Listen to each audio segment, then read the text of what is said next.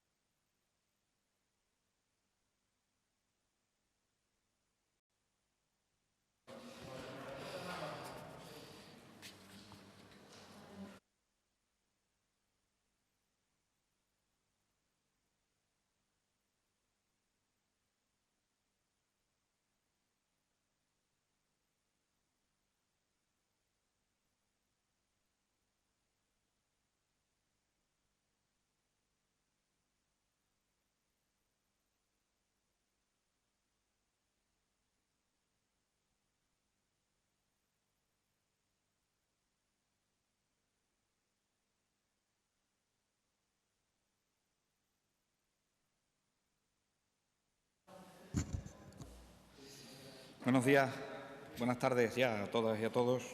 Gracias por seguir esta convocatoria de prensa de la Vicepresidencia Segunda y Consejería de Sanidad y Servicios Sociales.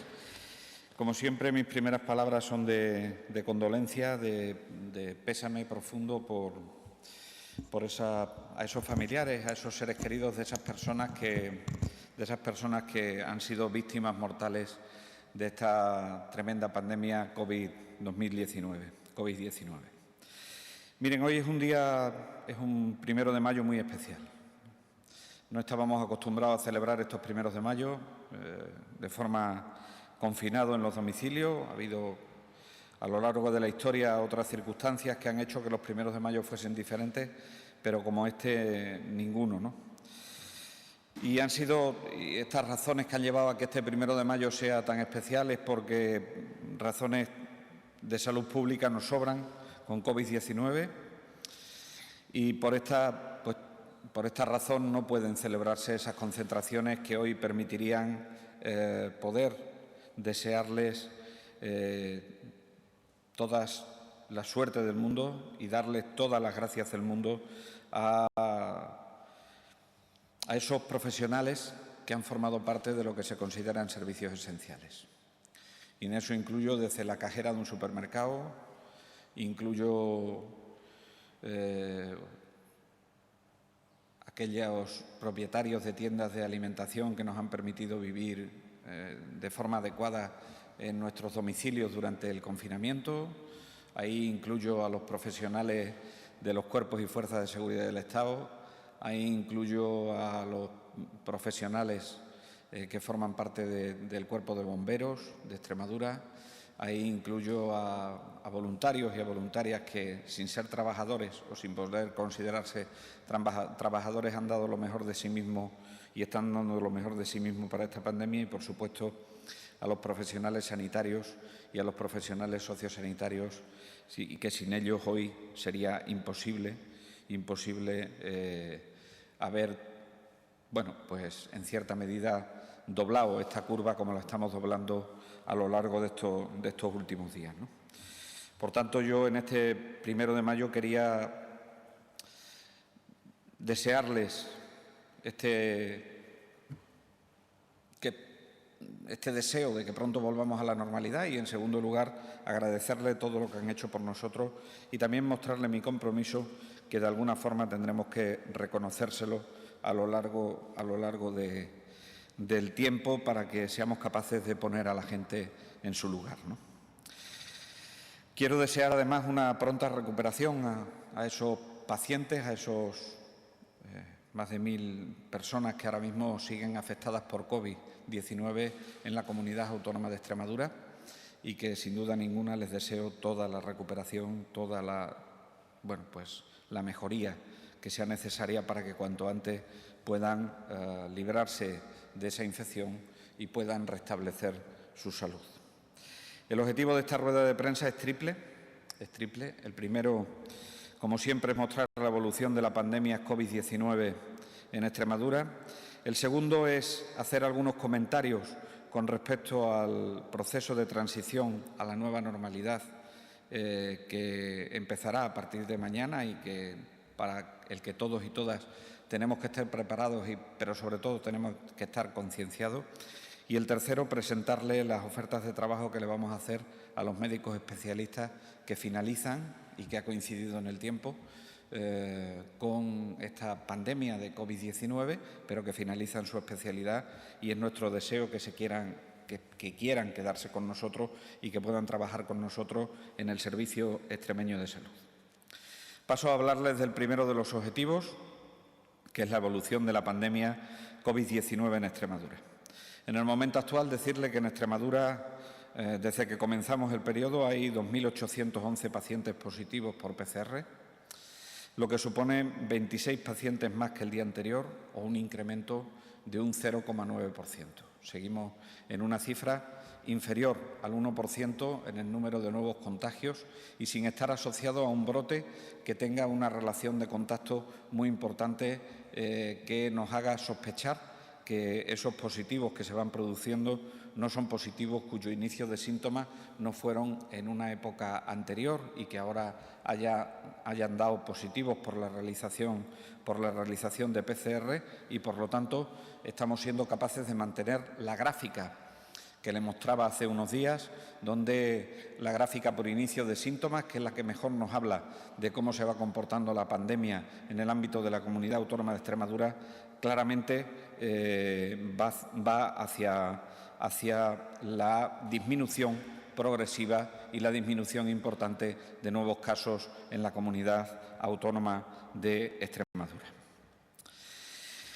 De ese total de pacientes que ahora mismo se encuentran afectados por COVID-19 en nuestra comunidad autónoma, hay 19 ingresados menos que en el día de ayer, un 8,75% menos de ingresos que tuvimos en el día de ayer y 2 pacientes menos en nuestras unidades de cuidados intensivos, lo que supone un 7,7%. En concreto, hospitalizados tenemos 198 personas en la Comunidad Autónoma de Extremadura a día de hoy y 24 pacientes están ingresados en algunas de nuestras UCI. Son sin duda una tendencia positiva también en cuanto a la ocupación y en cuanto a nuestras capacidades para poder hacer frente a un rebrote, si es que, y ojalá que no ocurra, si es que se produjese a lo largo de la fase de desescalada.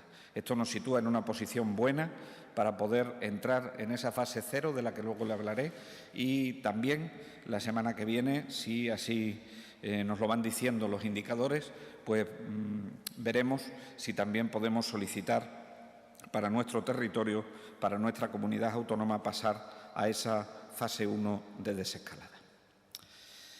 La noticia más desagradable para mí es la noticia de los fallecimientos. Desagradable porque me produce profundo dolor, un hondo dolor que no somos capaces de superar, porque detrás de cada una de estas 451 personas fallecidas en el total del periodo, detrás de estas cifras que pueden resultar frías en una rueda de prensa, hay personas, hay familias, hay seres queridos que han perdido a alguien que, pues como dice la gente, no le tocaba fallecer, ¿no? Y que desgraciadamente, debido a ese virus, como es el coronavirus, han fallecido a lo largo del periodo. Esto supone que hay 5 fallecidos más que en el día de ayer, que en el día anterior, lo que supone un 1,12% más. Nos estamos manteniendo en esas cifras de crecimiento de fallecidos, que para nosotros siempre, aunque haya un solo fallecido, serán muchas, y lo que tenemos que intentar en todo momento es que estas cifras disminuyan en la medida de las posibilidades, pero sin duda ninguna supone un avance con respecto a las semanas previas, donde las cifras de fallecidos eran mucho más dramáticas que lo son hoy.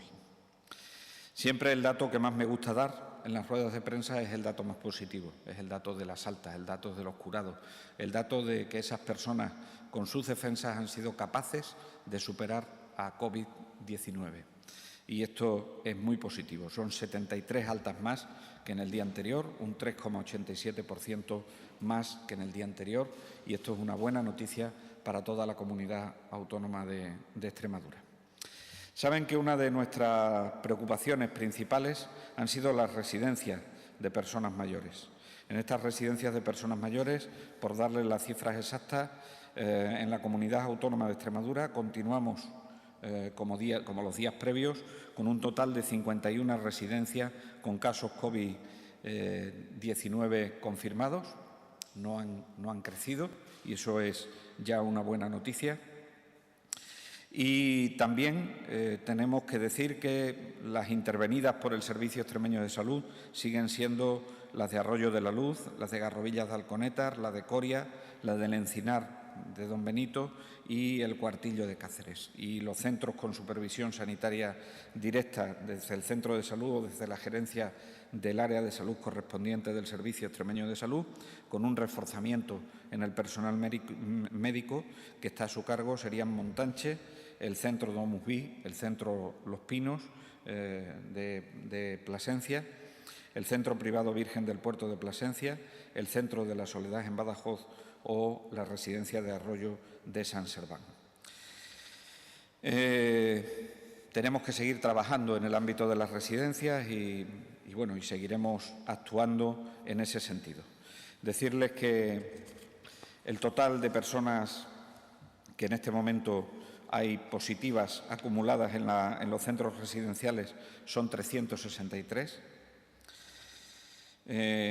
y las altas que hemos acumulado ya en el total de las residencias, y es una cifra importante por lo que después le diré de la edad de las personas que se encuentran más afectadas y de su vulnerabilidad, son 249 altas las que hemos sido capaces de dar. Esto me estoy refiriendo a los trabajadores de centros residenciales, y en el total de residentes, en los casos que han fallecido por PCR positiva son 317 en nuestra comunidad autónoma, por caso posible 90, y las altas acumuladas son 429 altas las que hemos podido ya dar a residentes de las residencias de la comunidad autónoma de Extremadura.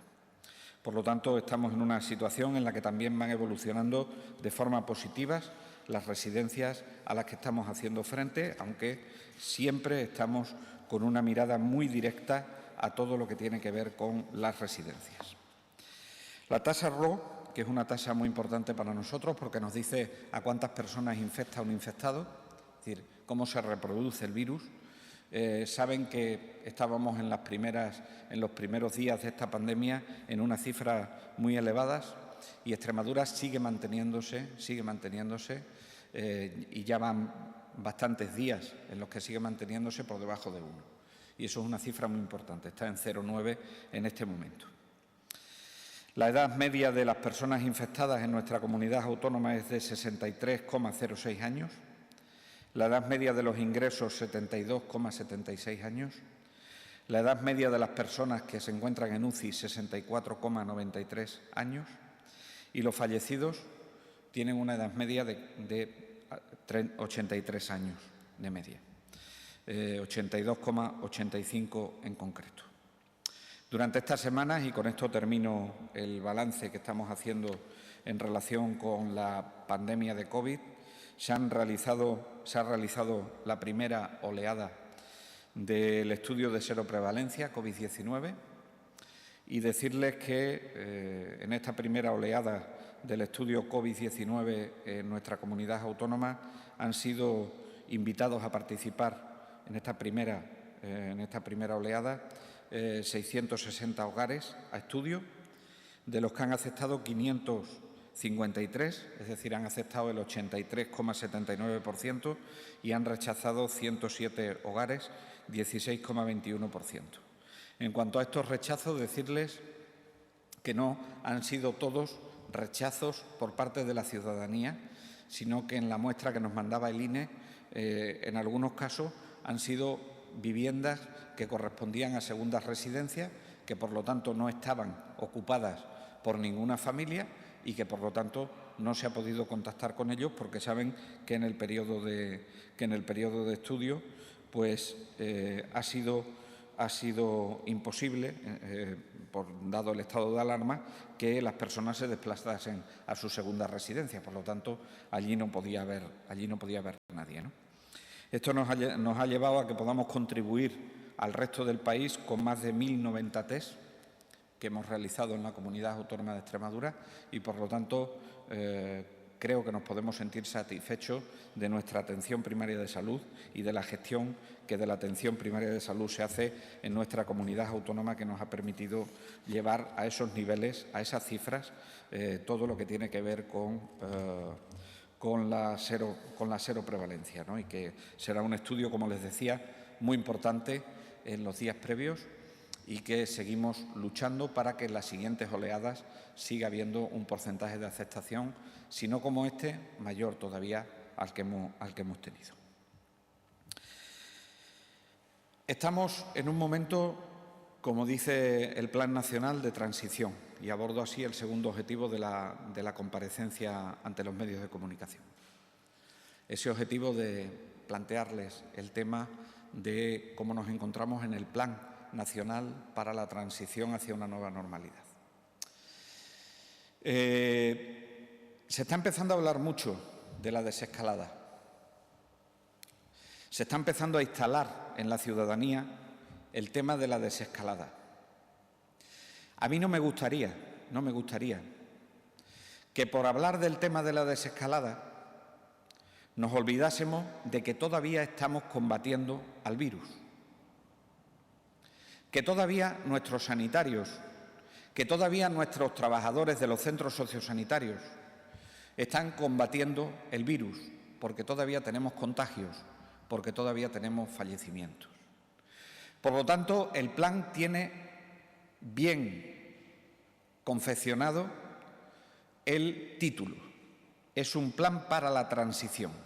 Y es un plan para la transición porque yo, con el inicio de la desescalada, con el inicio de meternos en una nueva normalidad, no puedo olvidar que todavía estamos combatiendo el virus. Y eso es bueno que se instale en el imaginario colectivo y en las conciencias colectivas de nuestra sociedad, y que no le perdamos el miedo, que no les perdamos el respeto al virus, porque esto será muy importante para afrontar bien la fase de desescalada o la fase de transición hacia la nueva normalidad. Por lo tanto, primer mensaje con respecto a la fase de desescalada es: no hemos terminado todavía de combatir el virus. En todo nuestro país se producen nuevos contagios. En todo nuestro país se producen nuevos fallecimientos. Pero esos contagios y esos fallecimientos están en unos niveles que ya nos permiten ir transitando hacia esa nueva normalidad, para que el confinamiento no tenga efectos más perjudiciales que los que ya de por sí tiene una infección por el virus, o por el coronavirus o por la pandemia COVID-19. Por lo tanto, quiero dejar bien claro que todavía nos estamos haciendo frente a esa pandemia. Hemos entrado en la fase 0 de desescalada ambas provincias, la provincia de Cáceres y la provincia de Badajoz. Ambas provincias están en la fase 0. Ambas provincias están en la fase 0. Las tareas que tenemos para esa fase 0 es construir un cuadro de mando en el que estamos trabajando, donde vengan los indicadores de contagios, donde vengan los indicadores que nos permitan definir claramente si se va a producir un brote o no se va a producir un brote, donde, en definitiva, sepamos qué está ocurriendo con cada uno de los contagios que se producen en la Comunidad Autónoma de Extremadura, por si en algún momento determinado hay que poner el tratamiento de aislamiento a ese brote o hay que volver atrás en cualquiera de las fases de transición en la que se estructura ese plan nacional que ya conocemos a estas alturas todas y todos. También tenemos que ser capaces de marcar un cuadro de indicadores donde nos digan las capacidades, porque eso también va a ser importante para que se nos evalúe desde el punto de vista cualitativo y saber si estamos preparados o no estamos preparados por si en la desescalada hubiese que hospitalizar a más personas o hubiese que ingresar en UCI a más personas o hubiese que aislar domiciliariamente a más personas. Por lo tanto, ese será un segundo gran grupo de indicadores que estarán construidos en esta fase 0, en estos días. El tercer gran grupo de indicadores son los indicadores de movilidad de las personas. Cómo se han movido las personas y cómo se están moviendo las personas entre provincias y dentro de las propias provincias. Son unos indicadores que nos aporta el Ministerio de Transporte, con algunos días de decalaje, pero que nos lo aporta el Ministerio de Transporte por si hubiese que limitar la movilidad entre provincias, que habrá que hacerlo en la fase de desescalada. Y en cuarto lugar están los indicadores socioeconómicos, que en un día como el de hoy, en un día del trabajo, son muy importantes para conocer la enorme repercusión que la pandemia ha tenido sobre nuestra economía y sobre nuestro empleo. También a aquellas personas que han perdido el empleo durante este tiempo quiero darles mi máximo apoyo y quiero trasladarle que desde el Gobierno de la Junta de Extremadura estamos poniendo todas las herramientas de forma complementaria a las herramientas del Gobierno de España para que esto sea lo menos daño produzca desde el punto de vista de los aspectos socioeconómicos. Si esto es el cuadro de indicadores, les decía, entramos en la fase 0 y en la fase 0 se permiten que a partir de mañana, día 2, se puedan realizar actividades deportivas no profesionales, se puedan realizar paseos, se puedan realizar salidas por parte de las personas de edad o personas en situación de dependencia, y hay que acompasarla con la salida ya permitida de los niños y niñas de la Comunidad Autónoma de Extremadura. Si eso es así, independientemente de que en el BOE de hoy se haya publicado la orden de las franjas horarias, independientemente de que tengamos un 80 y tanto % de poblaciones que no van a tener esas franjas horarias, que están libres de esas franjas horarias, quiero llamar a la responsabilidad de los ciudadanos y ciudadanas.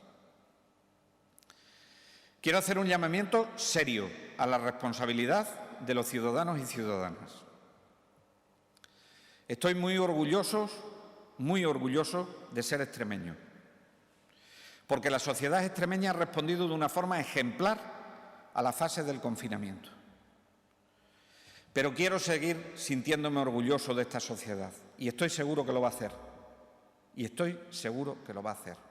Y estoy seguro que mañana, cuando lleguen las 6 de la mañana, seremos capaces de dar una nueva lección a la sociedad de cómo se comporta la sociedad extremeña sin aglomeraciones, sin que se produzcan vulneraciones del distanciamiento social y adoptando todas las medidas para protegerse.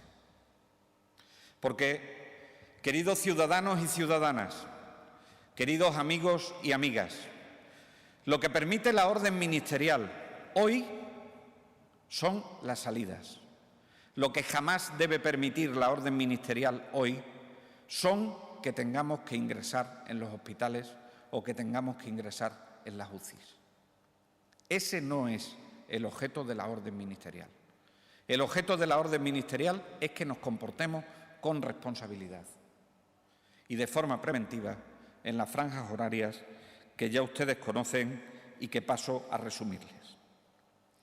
Estarán exentos los núcleos de población menores de 5.000 habitantes, que eso afecta a entidades locales menores también y afecta a pedanías por haber incluido en la orden núcleos de población.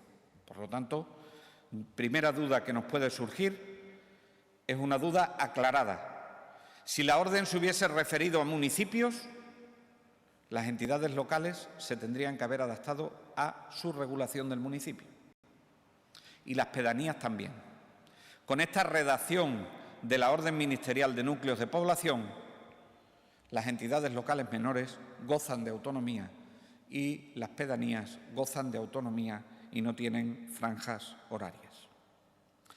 En aquellas poblaciones, en aquellos municipios, en aquellos núcleos de población mayores de 5.000 habitantes, saben que para el deporte no profesional, por lo tanto, para aquellas personas de 14 años en adelante, se les permite la salida, bien haciendo deporte o paseos, en franjas horarias que además previenen que se produzcan golpes de calor con las previsiones meteorológicas que vamos a tener para la próxima semana de subida de las temperaturas.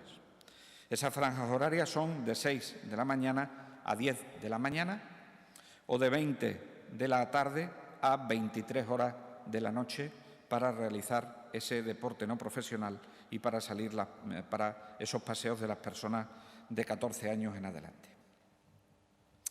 Las personas mayores de 70 años o dependientes, con necesidad o sin necesidad de cuidador, pueden salir en las franjas horarias de 10 de la mañana a 12 de la mañana y de 19 horas a 20 horas.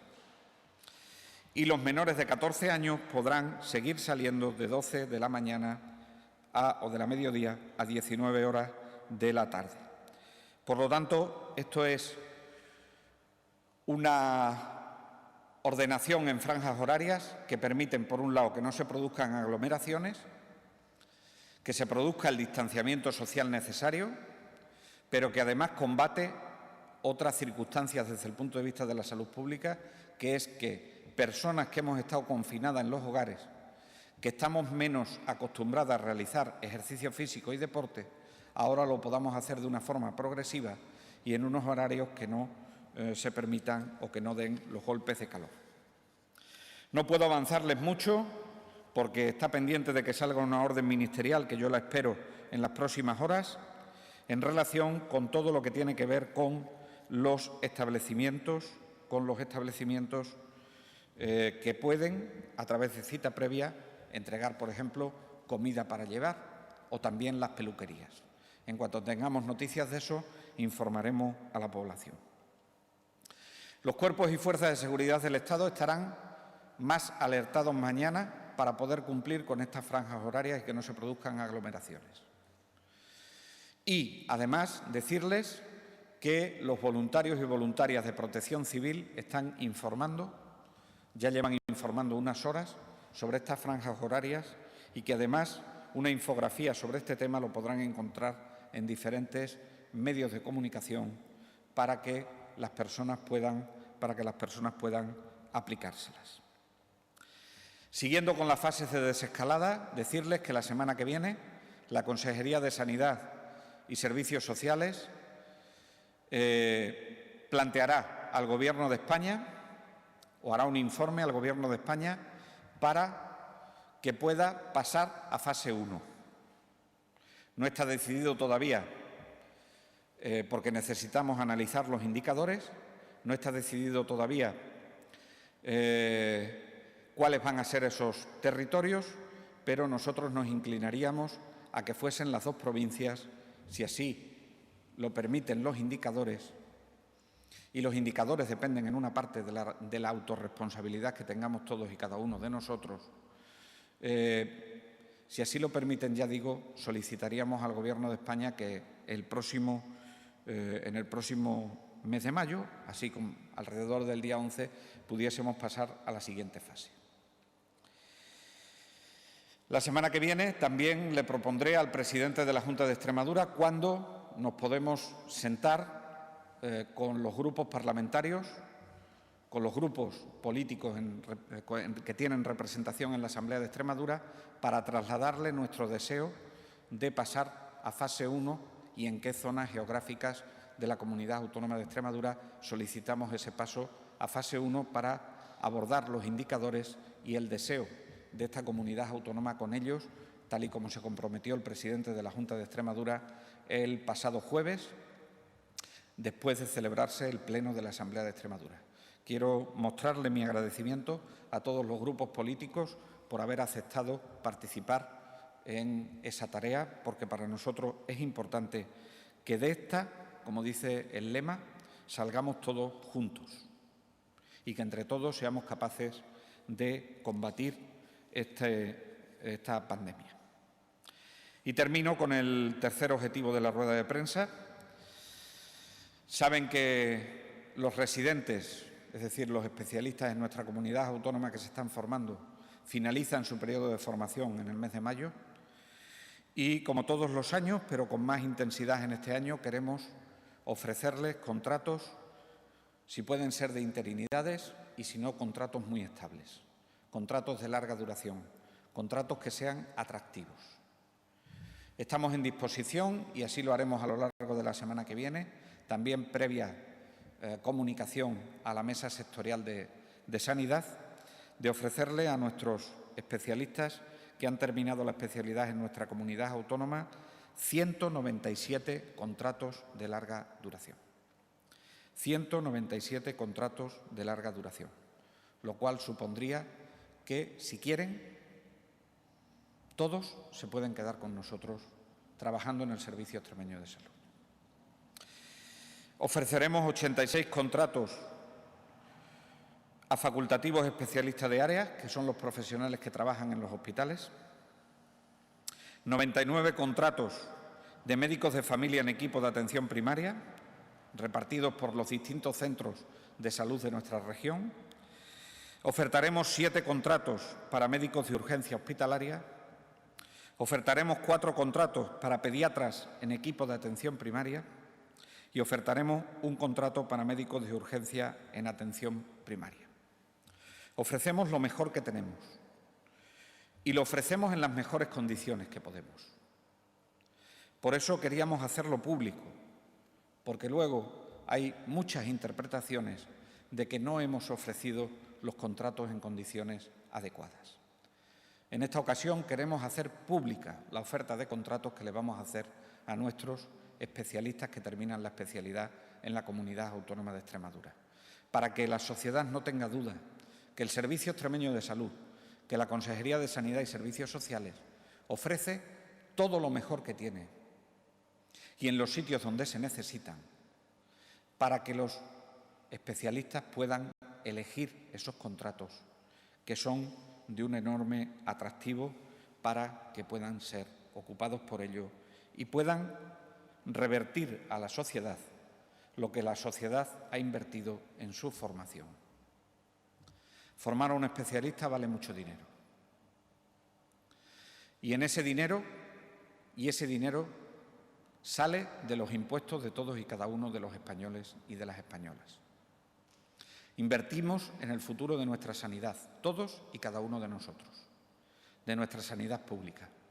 Por eso creíamos necesario poder ofrecerle a la sociedad los contratos, los mejores contratos que le vamos a ofrecer a nuestros residentes en la espera de que estos deseen quedarse con nosotros. Por mi parte, nada más y abierto a las preguntas que tengan sobre estos temas. Muchas gracias, vicepresidente, y muchas gracias también a los medios de comunicación que nos siguen por videoconferencia. Tiene la palabra Rocío Entonado, del periódico Extremadura. Un segundo, Rocío, un segundito. Espera, que no te escuchamos. A ver. ¿Ahora? ¿Hola? Sí, ahora.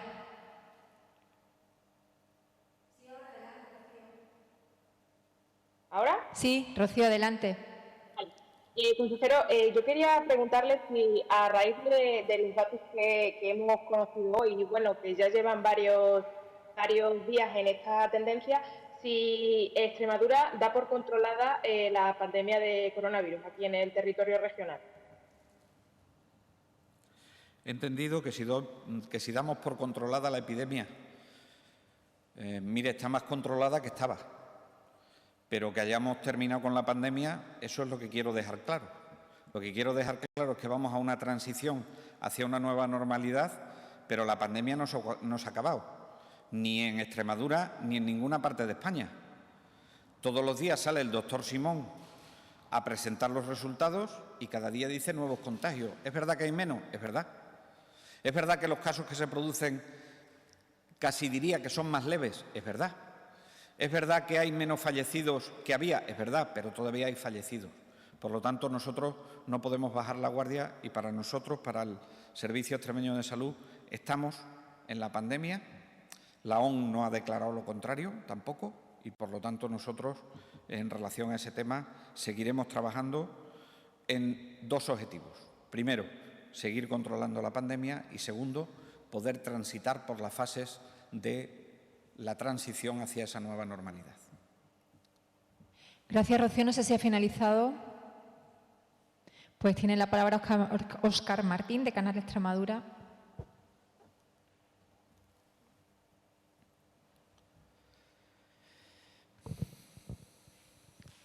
A ver, ¿ahora? Sí, ahora. Ahora sí. Hola, consejero. Quería continuar con el tema de los sanitarios con el que ha terminado su intervención.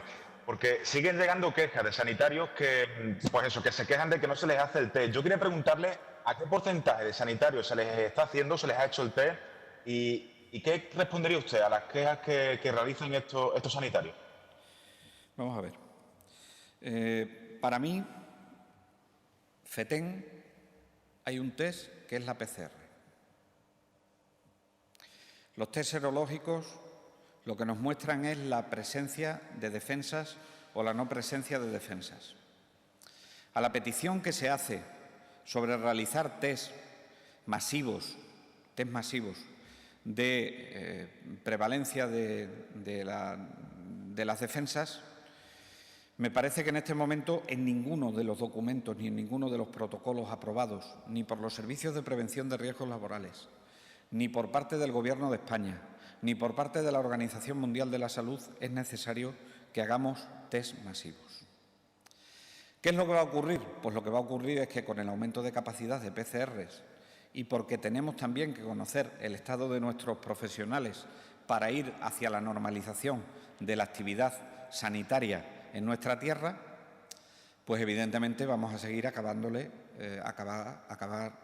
vamos a hacer PCR pues prácticamente a casi todos nuestros profesionales, ¿no?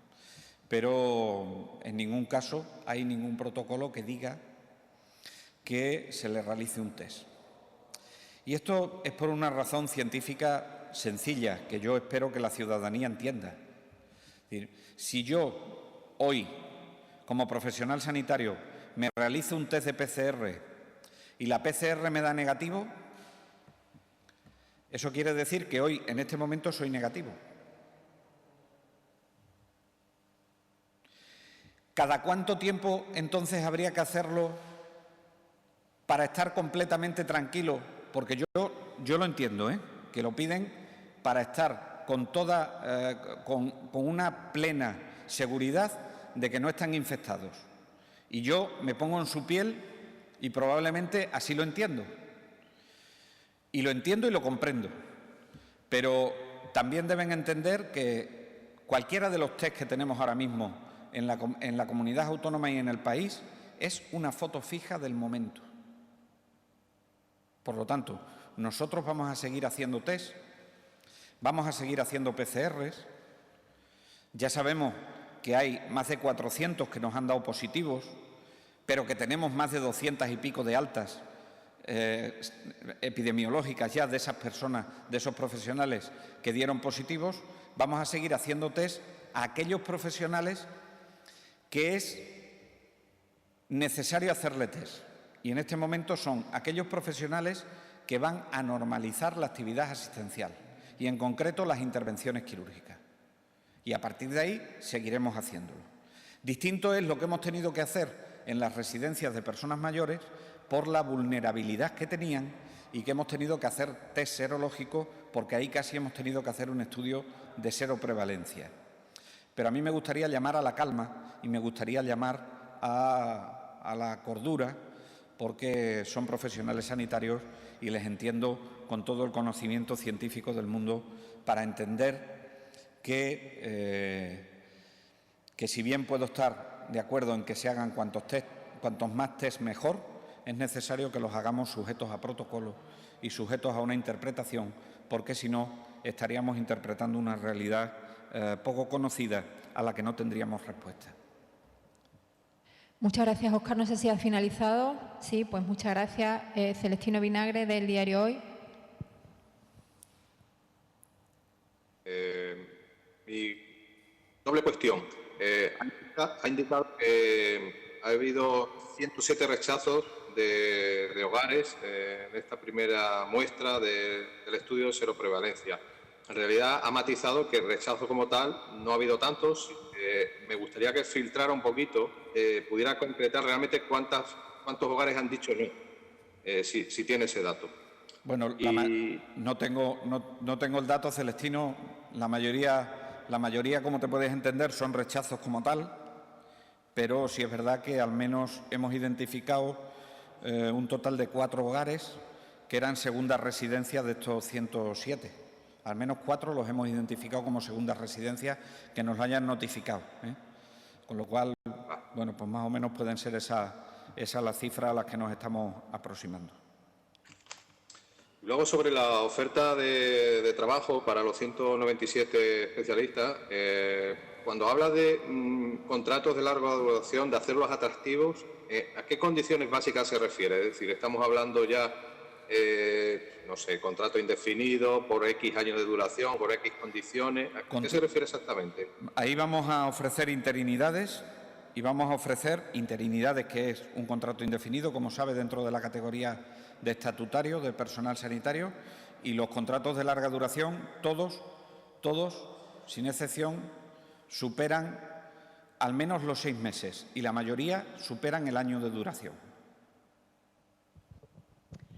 Y las condiciones económicas son las mismas que tiene cualquier facultativo especialista de área, que tiene cualquier médico de familia en equipo de atención primaria o cualquier profesional que en este momento trabaja en el ámbito sanitario, con un matiz. Por primera vez podemos operar con uno de los acuerdos que teníamos en mesa sectorial, que es aplicar el acuerdo de las zonas de difícil cobertura. Y eso significa que aquellas personas que se vayan a trabajar a esas zonas de difícil cobertura, el tiempo de trabajo para los procesos selectivos les va a contar en mayor cuantía. Y además, no solo es que le vayan a contar en mayor porcentaje esos puntos, sino que a los 2 años pueden volver a incorporarse a la bolsa de interinidades para poder cambiar de destino sin que sean penalizados. Esas son las condiciones ventajosas que tiene esta convocatoria frente a la convocatoria de años anteriores. Muchas gracias, Celestino. Raquel de la Rosa, de Radio Interior.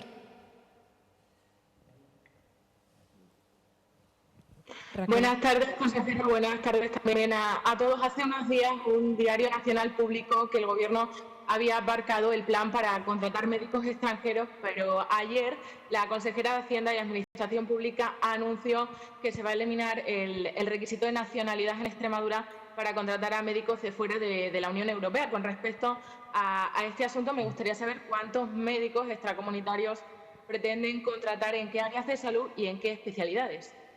No lo tenemos cuantificado.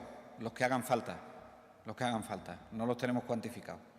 Y una cosa no es incompatible con la otra, de las que ha dicho al principio de su pregunta. Una cosa no es incompatible con la otra.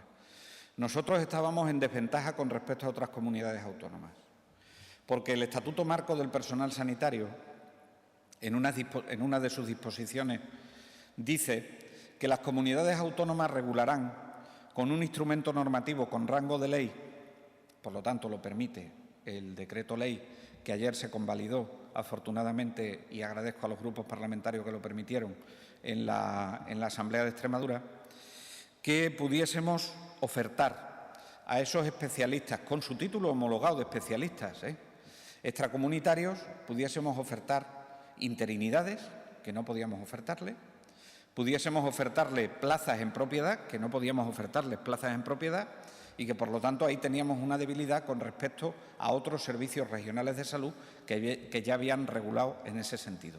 Por lo tanto, esto no es una medida para cuantificar cuántos vamos a necesitar, los que necesitemos.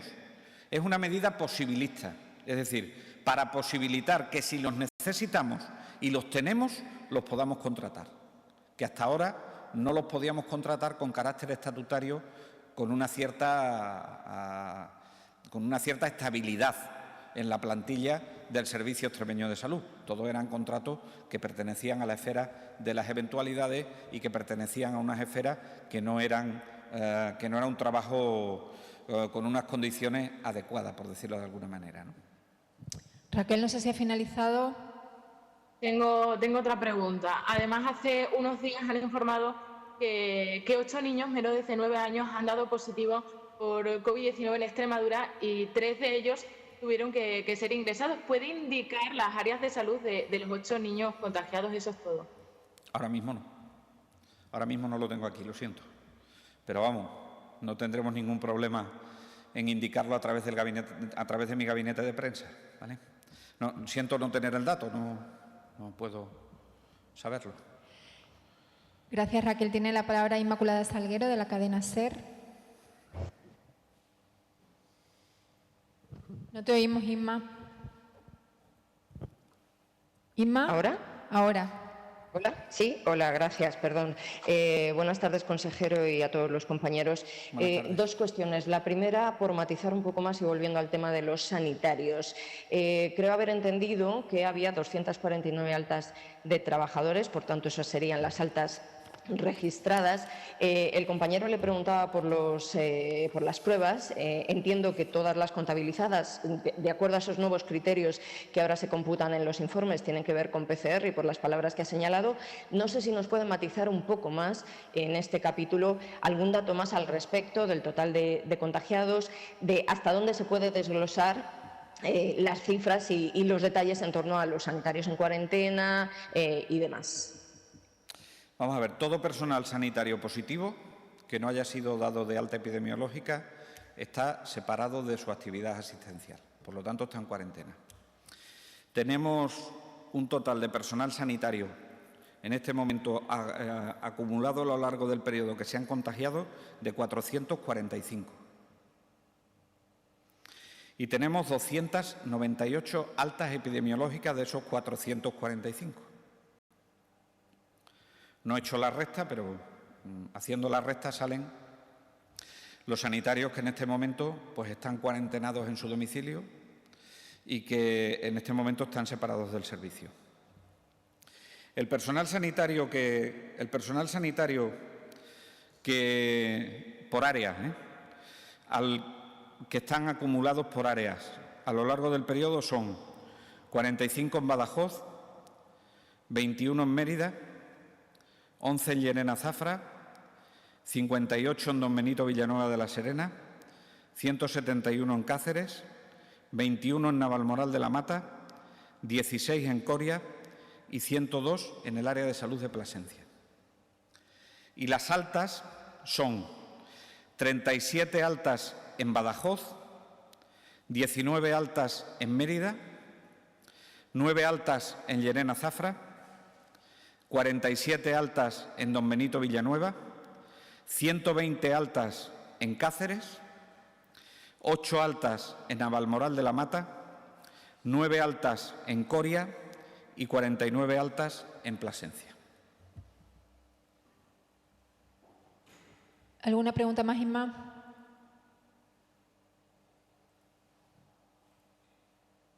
Inma, no le des tú al micrófono, le damos nosotros, si no es que nos liamos un poco. Vale. Perdón, venga, gracias. Ahí adelante. Peleándonos, gracias. Sí, la segunda cuestión, consejero, tiene que ver con cifras también, en este caso de material y al hilo de lo que ha señalado de los contratos. Entiendo que es complicado desglosarlo todo, pero precisamente porque en otras comunidades no está habiendo suficiente transparencia, le pregunto si nos puede facilitar o nos puede matizar algo sobre lo que se ha gastado ya en material, lo que se ha invertido también, sumándole los contratos a proveedores y ese refuerzo de personal también, y si esos contratos o facturas están todos de manera ya transparente y visible, donde se podrían ver si es así. No sé si en el perfil de contratación del Estado de manera actualizada o en alguna otra plataforma. Bien, nosotros hemos entregado un total de equipos de protección individual en el total del periodo de 3,9 millones de material. Eso incluye test, respiradores, incluye guantes, incluye batas, incluye mascarillas de diferentes tipos, incluye gafas de protección, incluye todo ese tipo de cuestiones. Evidentemente, lo que más hemos repartido es lo que más se utiliza, que son las mascarillas quirúrgicas, que hemos repartido 1,7 millones de mascarillas quirúrgicas. También hemos repartido 1,4 millones de guantes, que son los que también más se utilizan. Por lo tanto, llevamos ese ritmo de actuación. Y decirles que entre total de capítulo 1 y total de capítulo 2, que sería el gasto en material, sobre todo, más algo que hemos tenido que hacer en inversiones para adaptar determinadas plantas, llevamos gastado algo así como 23,5 millones de euros. Esto solo en el Servicio Extremeño de Salud. Y los datos son absolutamente públicos.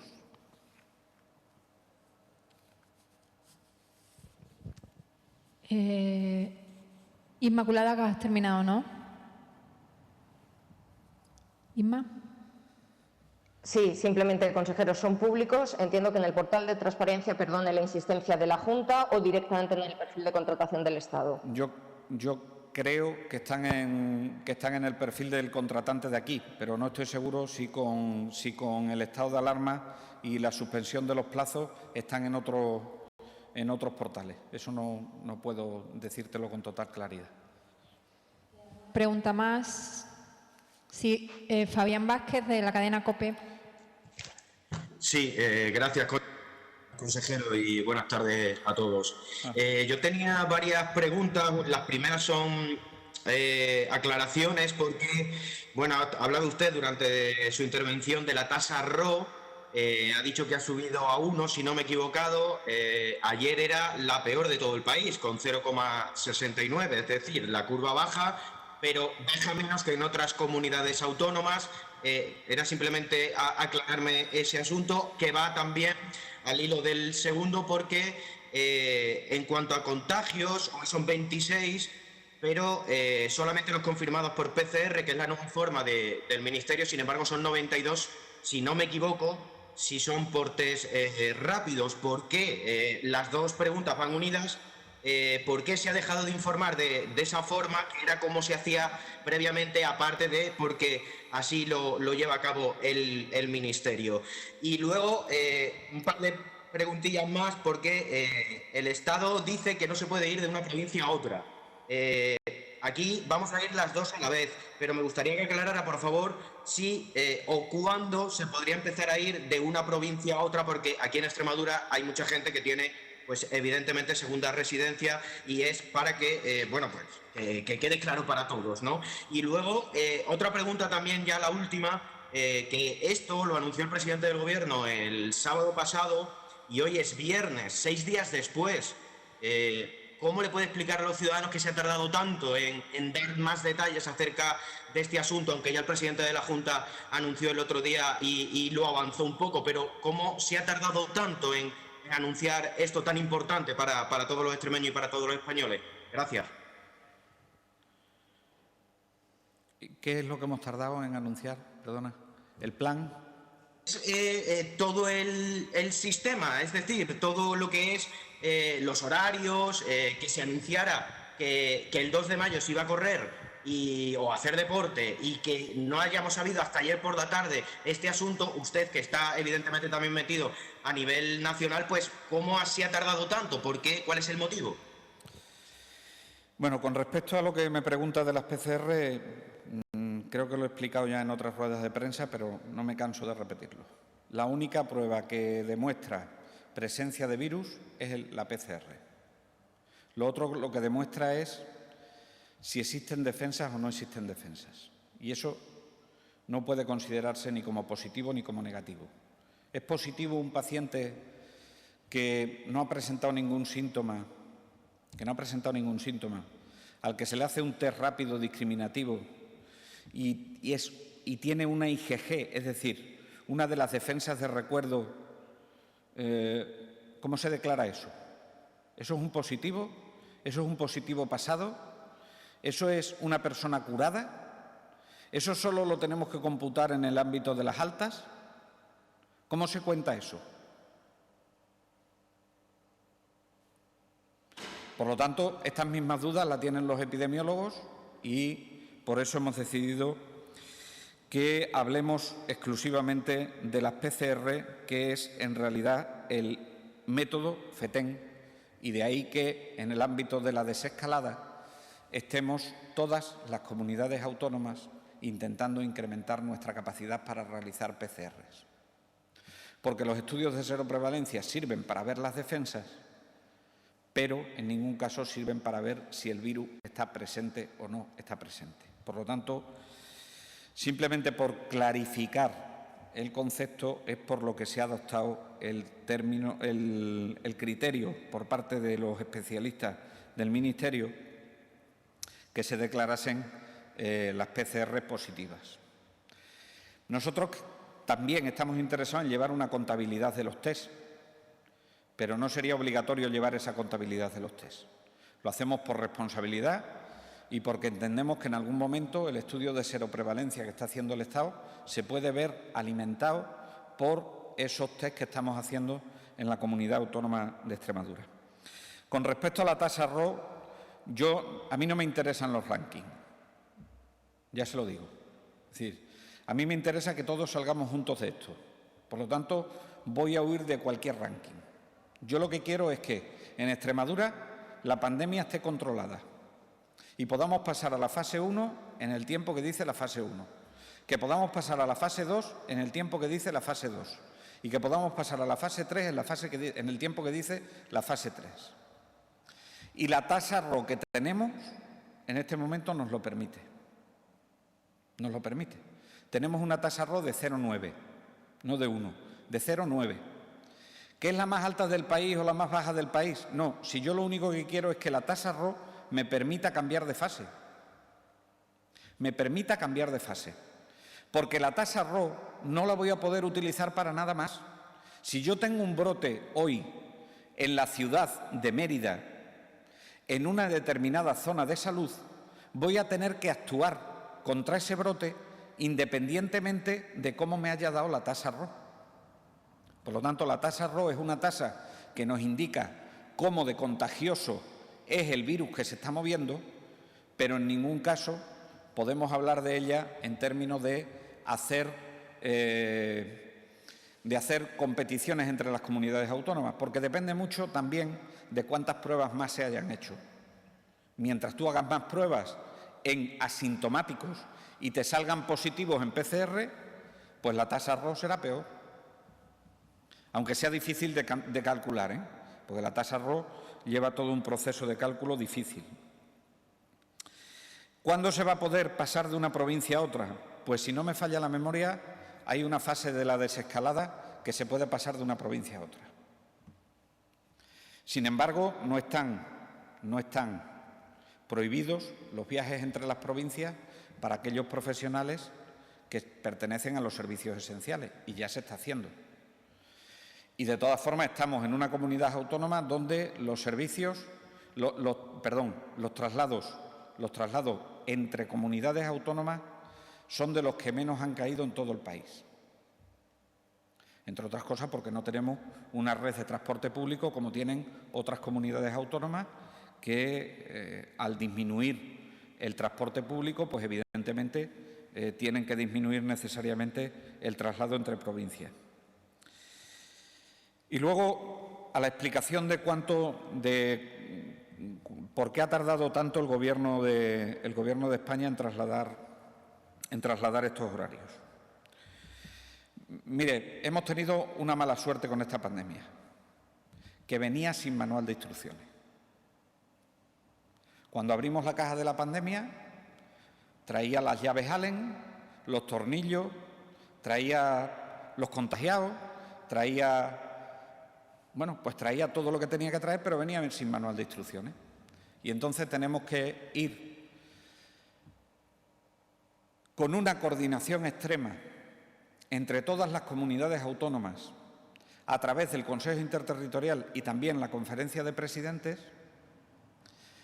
Tenemos que contar con los criterios de los expertos en salud pública y con todo eso poniéndolo en común, hacer una orden. Y por lo tanto eso es lo que lleva a que en algunos momentos pues las órdenes se dicten a pocas horas. A mí me gustaría que esta orden se hubiese dictado antes, pero que dictemos esta orden a pocas horas de que se produzca el hecho de la desescalada, lo que se vaya a desescalar. A mí me gustaría que hubiese sido antes, insisto, pero es verdad que esto, detrás de cada una de la elaboración de las órdenes ministeriales que están saliendo, detrás del Plan Nacional para la Transición, hay muchas horas de trabajo. Le voy a dar un dato, solo un dato para que usted lo tenga en la memoria. Llevamos más de 22 consejos interterritoriales del Sistema Nacional de Salud. Probablemente en la pandemia hayamos realizado más consejos interterritoriales que en toda la historia del Sistema Nacional de Salud. Con 17 consejeros de comunidades autónomas y 2 consejeros de ciudades autónomas. Con particularidades en cada una de las áreas, con particularidades en cada una de las regiones. Y los domingos se celebra conferencia de presidentes virtual. donde los presidentes también aportan su visión al tema. Con todo esto y con el criterio de los expertos, tienen que hacer la orden que entiendan que es la más adecuada. Y eso se tarda. Se tarda el tiempo que se tarda. Porque si se hace de forma precipitada, estaremos haciendo las cosas sin consensuarlas, sin tener en cuenta la realidad de cada una de las comunidades autónomas. Y la fase de la desescalada va a ser todavía más difícil, porque además de todos esos agentes, nosotros ya lo hemos hecho en Extremadura, vamos a tener que tener la opinión de quien más conoce su territorio, que son los alcaldes y las alcaldesas a través de las FEMPES. Con lo cual, los esfuerzos en coordinación y los esfuerzos en agilidad a la hora de la coordinación van a tener que ser mayores en la fase de la desescalada. A ver, Óscar Martín, de Canal Extremadura. ¿Qué tal, consejero? Dos preguntas que me dejé antes en el tintero en referencia a dos residencias de la región. La primera residencia, la Hacienda. ¿Cómo es posible que bajo la supervisión de la Junta solamente hubiera 3 positivos y que sean los propios familiares quienes han encargado a un laboratorio test con PCR y ahí se hayan diagnosticado positivos al 95% de los 90 residentes? No sé si esos resultados son buenos, si los han comprobado. Y eso con la residencia La Hacienda. Y ahora quería preguntar por la residencia El Cuartillo. ¿Cómo sigue allí la situación y si pueden estar los familiares más tranquilos? Empiezo por lo último. La residencia del Cuartillo está en un estado de control muy importante en este momento. Se están produciendo bien lo que son los aislamientos de las personas que son positivas. Empiezan ya a contemplar que puedan dejar plantas que sean libres de COVID, lo cual quiere decir que va evolucionando favorablemente la pandemia y se van dando altas, con lo cual eso es un indicador importante en cuanto a la residencia del Cuartillo. En cuanto a la residencia de la Hacienda, me van a permitir que no me pronuncie. Hemos realizado la semana pasada una inspección por parte de Salud Pública y por parte del SEPAZ y hasta que no tenga los informes de inspección para ver qué es lo que ha ocurrido, no me voy a pronunciar al respecto, simplemente pues, por respetar el trabajo de los auditores y de los inspectores que lo han realizado. Lo que sí quiero decirles es que nosotros hemos supervisado todas las residencias, pero esto es una residencia privada que tenía la obligación en todo momento, de que si el médico de la residencia, si el personal sanitario de la residencia hubiese visto que los residentes presentaban síntomas, tenía que haberlo comunicado para que se le hiciesen las pruebas. Porque además así está establecido en una orden. Por lo tanto, creo que hay cosas que aclarar todavía para poder pronunciarse en relación con la Hacienda y de momento voy a esperar a los informes de inspección antes de poder aclararle la duda. Consejero, ¿cuándo se prevén que estén los resultados? Los resultados a inicio de la semana que viene. No obstante, ya estamos trabajando como si hubiese esa cifra de afectados dentro de la Hacienda y ahora ya no hay una supervisión en exclusiva, sino que hay una coordinación entre el médico de la zona de salud responsable y el médico de la residencia de la Hacienda. Hay una coordinación estrecha, independientemente de que estemos haciendo una labor de inspección porque nos interesa, pero ya se han dado instrucciones para aislamiento, ya se han dado instrucciones para todo este tipo de cuestiones. Es decir, que la inspección no ha parado que nosotros no atendamos a la residencia de la Hacienda. Muchas gracias. ¿Alguna pregunta más? A ver, Rocío Entonado, del periódico Extremadura. Sí, una aclaración simplemente, consejero.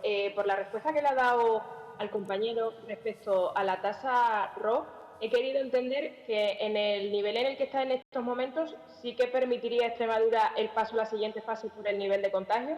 Sí, porque es inferior a 1. Vale. La última pregunta, Celestino Vinagre, del Hoy.